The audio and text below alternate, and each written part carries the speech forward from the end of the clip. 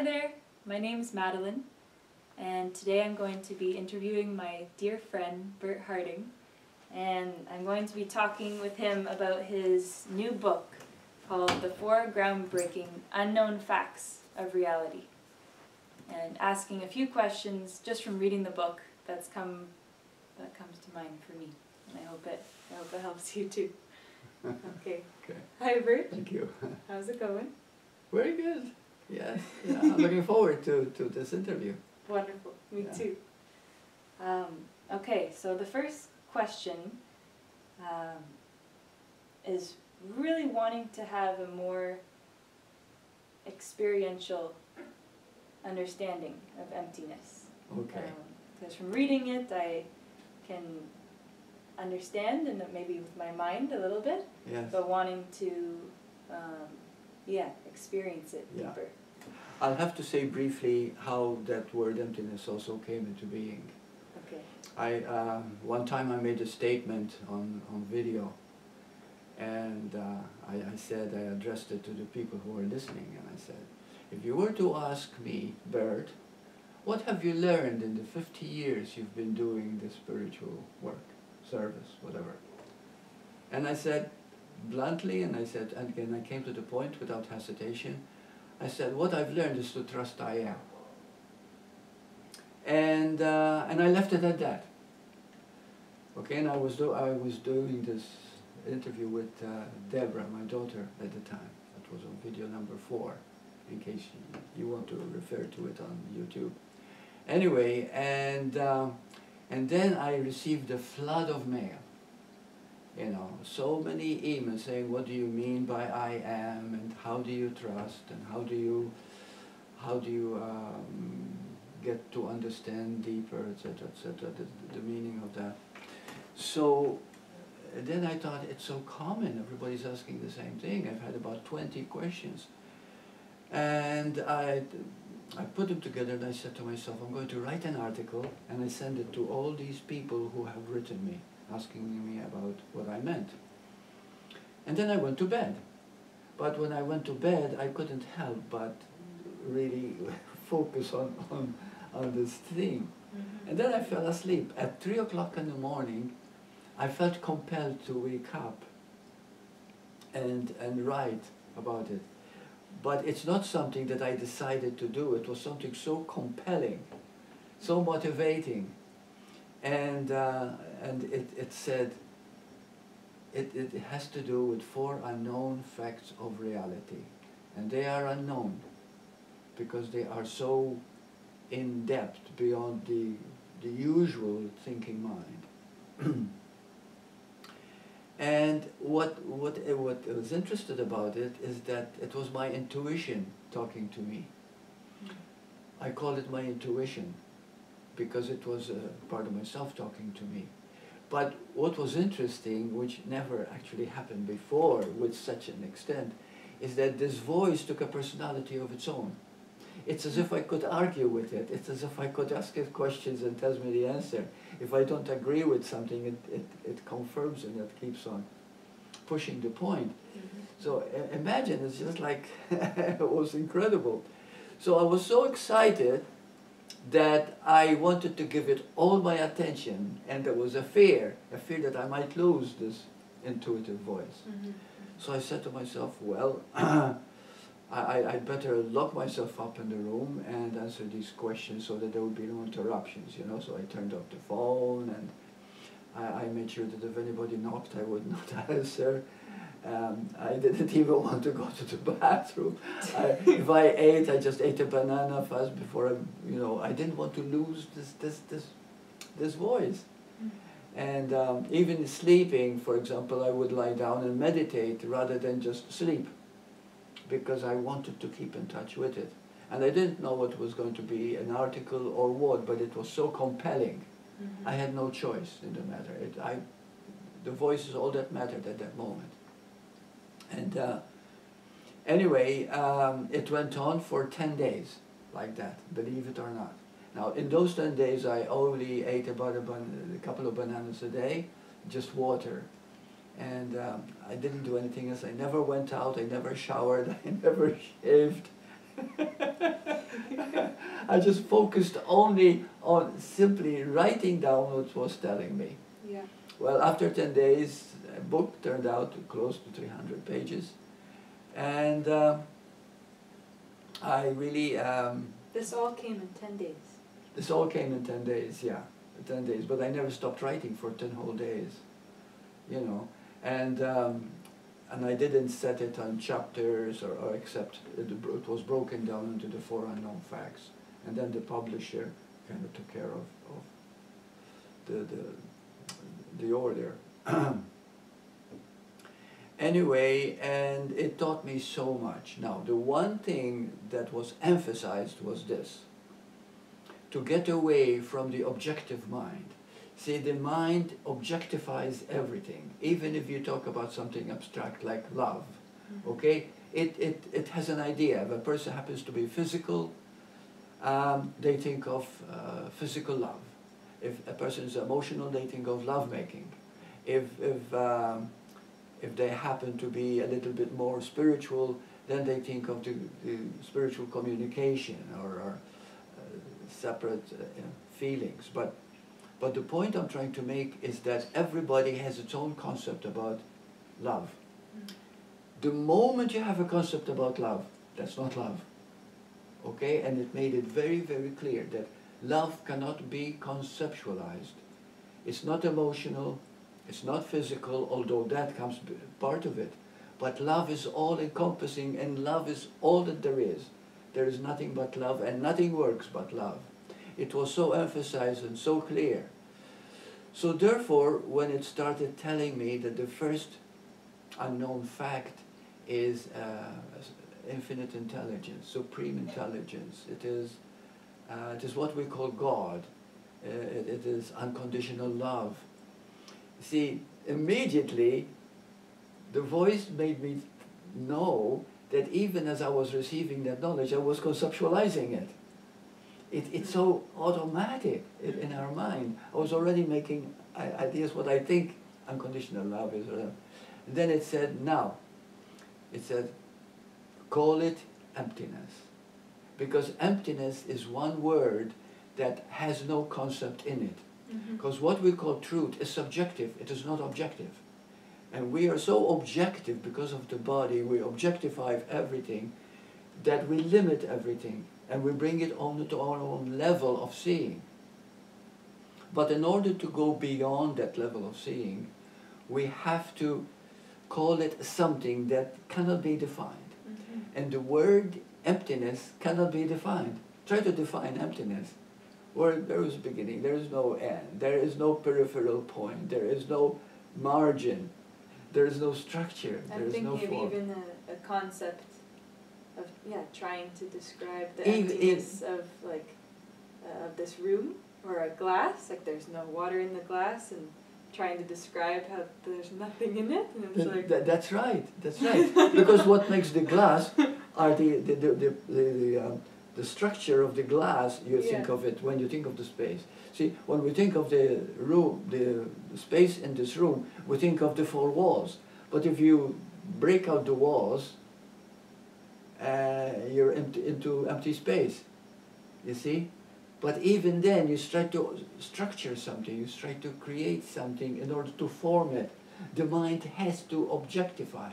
And the whole point of the book is to see that the moment you try to objectify something, the moment you try to make it into something so that you can understand, you have limited it. And so it keeps you all the time thinking of emptiness. Now let me give you some states of emptiness so that we can get some understanding, okay, what emptiness is. Yeah. Picture a woman giving birth, and she goes through hellish experience, so much suffering to giving birth, you know, it can be very, very painful. And she might even scream with the discomfort. But then, the child is delivered.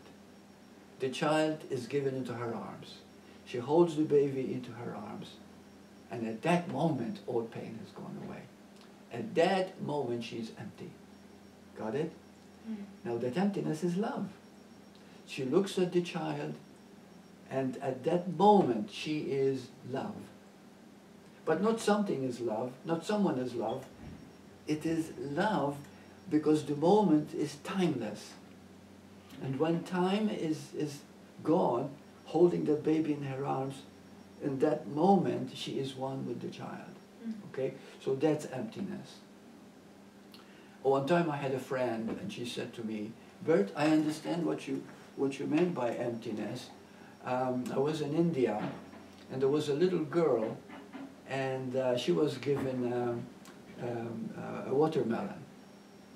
And she grabbed this watermelon, and it went all over her face and eating it, and she was so in love with this. She was one with the watermelon. She didn't care it was going all over the water. She just enjoyed it so much. At that moment, she was empty. That moment, she was empty.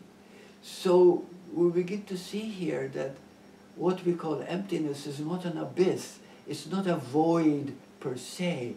It is something that cannot be objectified. And the moment you stop the mind from objectifying, what happens is the mind stops and goes into the heart. Because you cannot go. Now, the heart is itself not objective. It is subjective. It deals more with feeling. But when we talk about feeling, we go even beyond emotion here. Okay? We go into what it really feels like. Moments, for example, what is it that we want more than anything? Happiness. We want to be happy. But what is happiness? Or is it, right? Happiness is. It is empty. Okay? It's the same. All of a sudden you find, gee, I'm talking to this person and I feel love for this person. I feel one with this person. But what is it? Where is it? Is it because she's so good looking? Is it because she's sexy? No. You go beyond that. There is this interaction where the two become one. You see? And so that's an emptiness. So emptiness, and Buddha called it the truth is empty. And it's nirvana. Nirvana means it's a joy, it's a happiness, it's a peace, it's a love, it's what we want more than anything. And we're all striving for that, but we don't know what to call it, we don't know where to find it.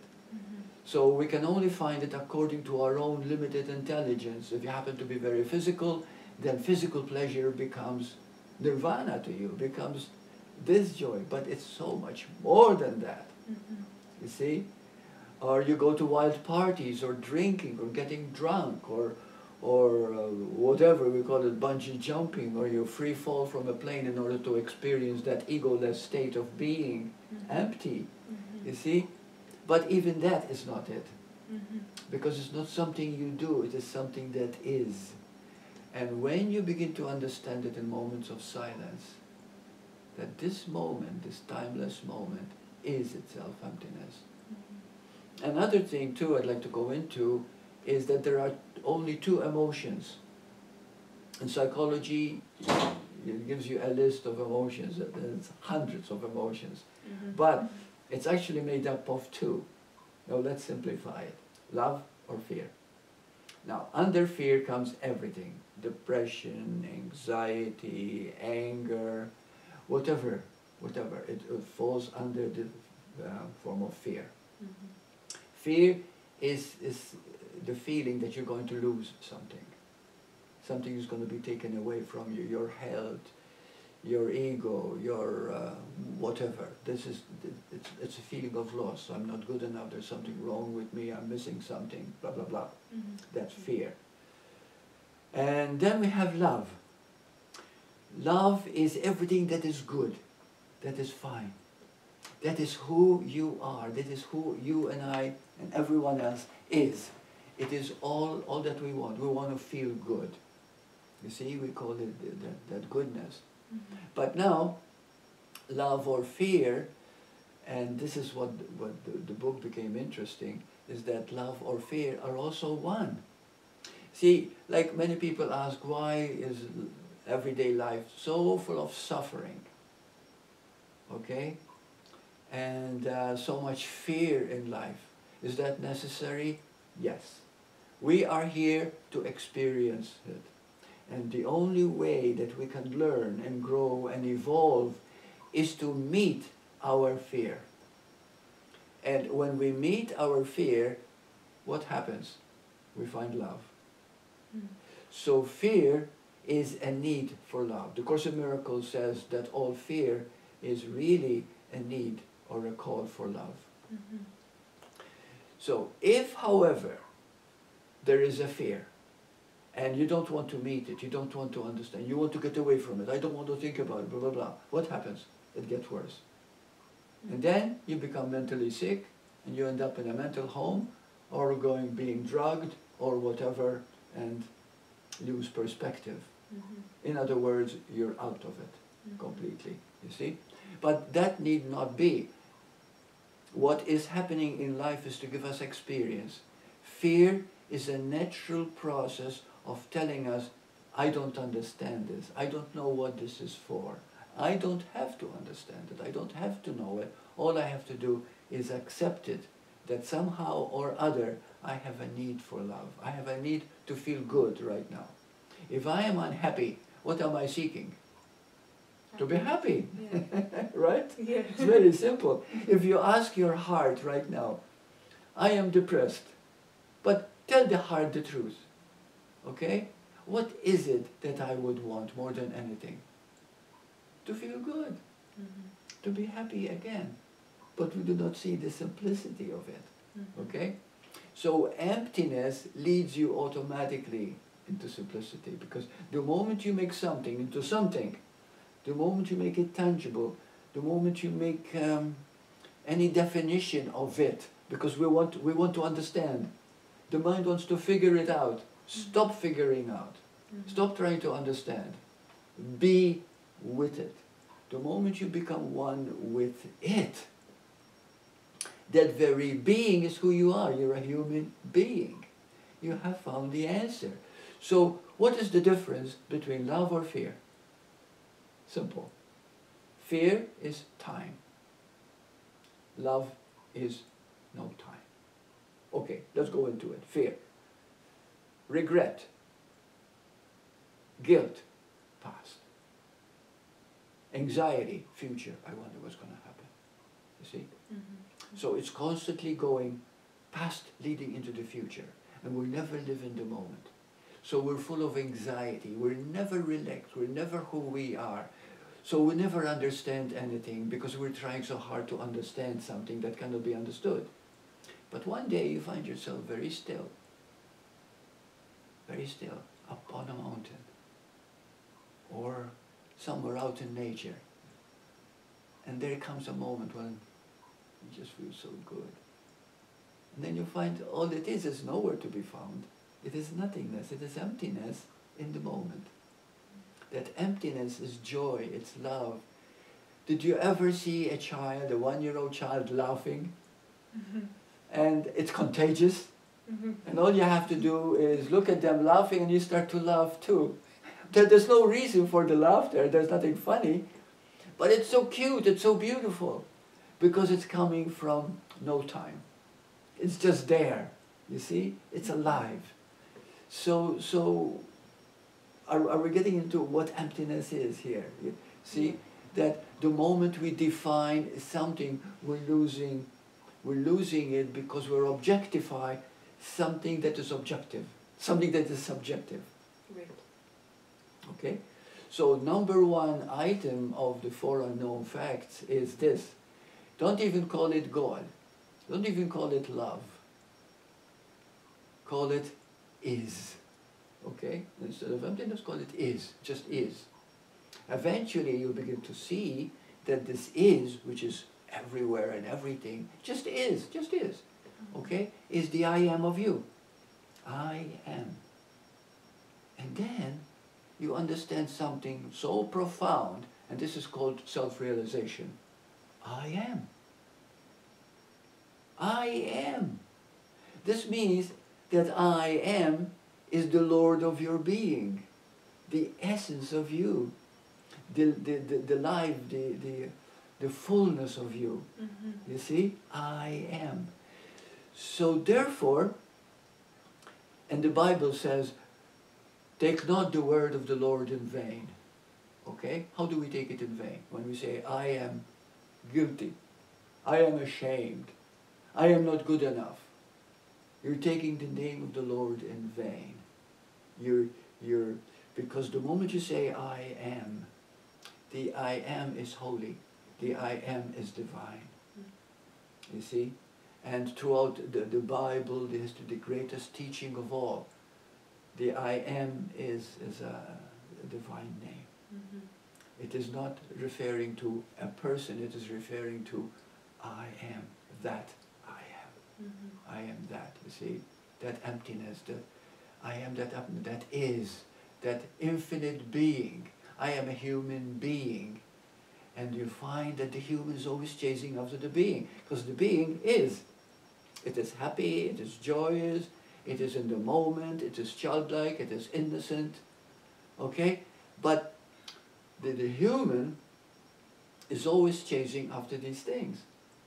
So it says, because it thinks only objective, it says, if I'm a millionaire, I'm going to be successful. If I am successful, I'm going to be happy. Mm-hmm. So, but happiness can only in being, you see?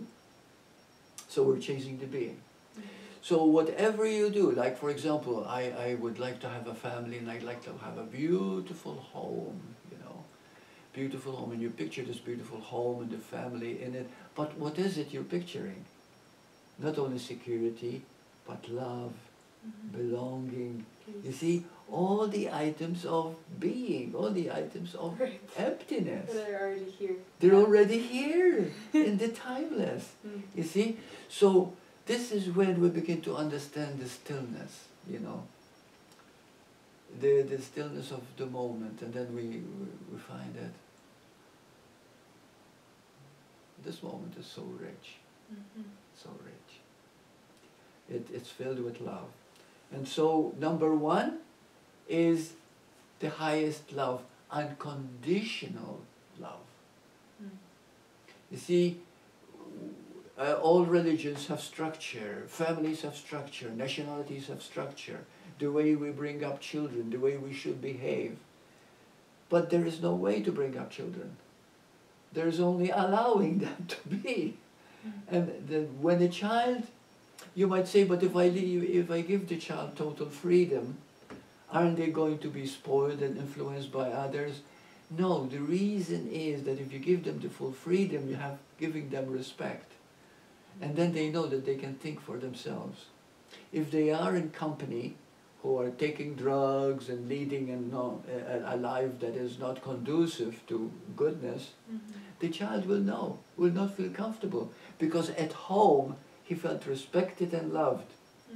And when he is in that company, he feels somehow, not complete here. I don't belong here. You see? So if a child is brought up in total freedom, then that goodness, which is already there, flowers. You see? One time a woman complained and she said, no matter how much I yell at my child for misbehaving, my son, he says, he gets getting worse. I don't know what to do. He's driving me crazy. Yeah. And then I said to her, listen to the child's heart. He cannot yet put it in words because he doesn't know. He just feels uncomfortable. But if you were to go into his heart, the child is saying, Mommy, can't you love me as I am instead of the way you want me to be? You see? So in other words, we all want unconditional love. I don't want you to love me because I'm rich or I'm handsome or I'm young. I want you to love me because I am. Right? So you don't put limitations on it, which are objective. So this is what everybody's looking for. That's unconditional love.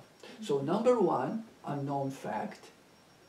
You see, you don't need psychology, you don't need philosophy, you don't need religion. It's obvious when you begin to understand emptiness. Unconditional love, number one. Okay? Okay. Now we've discussed number one. Thank you. I know it took a long time, but... That was beautiful. Oh, thank you, thank you. And okay. yeah, as you're talking, I find I don't have any thoughts. I'm here, and I'm filled with so much joy, and because you're attentive, you're here now. Exactly. And it's timeless, and it has no definition. But one thought that came through was that you can't talk forever, or your example of the mother and the moment the baby's in your arms, or the child eating the watermelon.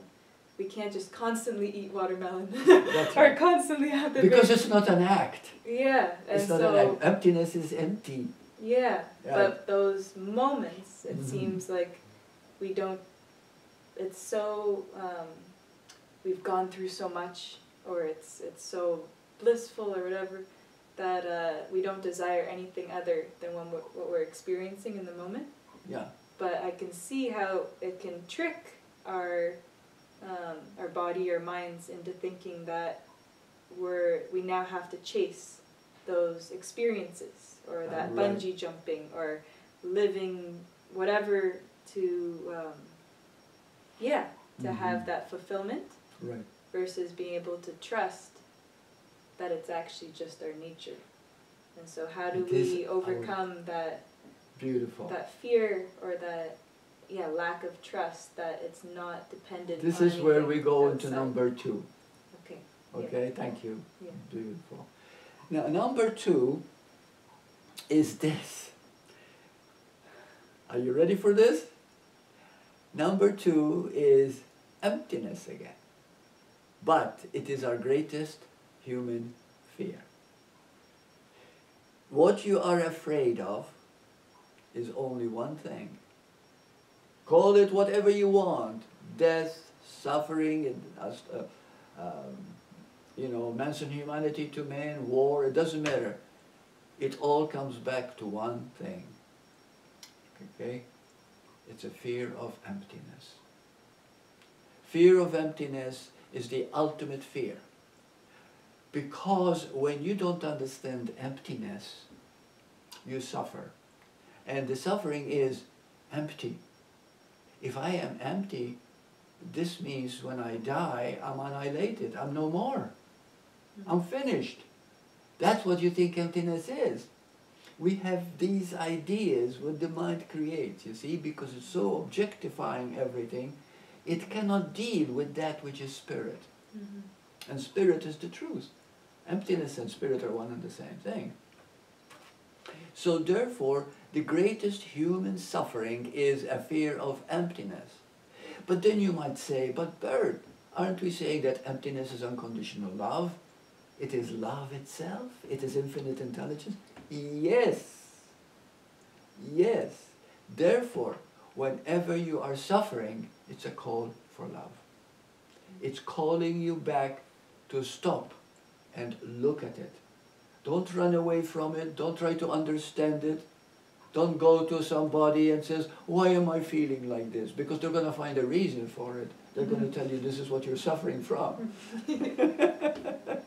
And so everybody's trying to objectify, but there's emptiness. There is nothing but emptiness. But emptiness itself, the thing you're afraid of, is the spirit you are. It is being. You're a human being. You are being playing the human role. So what we're afraid of is being. But we don't call it being. We call it emptiness. If I am empty, I am a void, I am an abyss, I've got nothing, I'm nothing.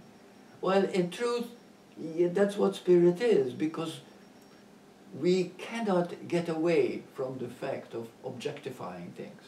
You might say, but why are we always objectifying things? We can't help it.